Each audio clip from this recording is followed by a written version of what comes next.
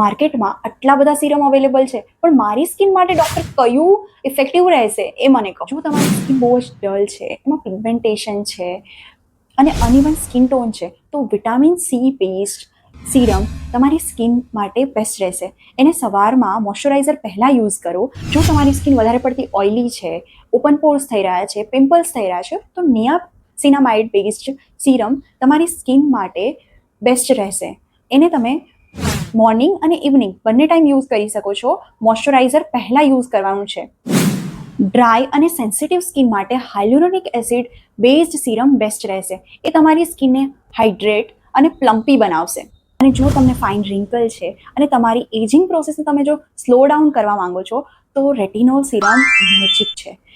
એ તમારે નાઇટની અંદર શરૂઆતમાં ટ્વાઇસ પર વીક જ લગાવવાનું છે. ધીરે ધીરે એની ફ્રિકવન્સી વધારી શકો છો તમે, જો તમને રેડનેસ અથવા તો ફ્લેકીનેસ ના થાય તો. આ સિવાય બીજા એ છે, બીએ છે સિરમ આવતા હોય છે. Salicylic acid acne prone skin માટે બેસ્ટ છે. Glycolic acid, lactic acid, alpha arbutin એ બધા પિગમેન્ટેશન માટે બેસ્ટ ઇન્ગ્રીડિયન્ટ છે. આ સાથે આપણી સ્કિન કેર રૂટીનની જર્ની પૂરી થઈ.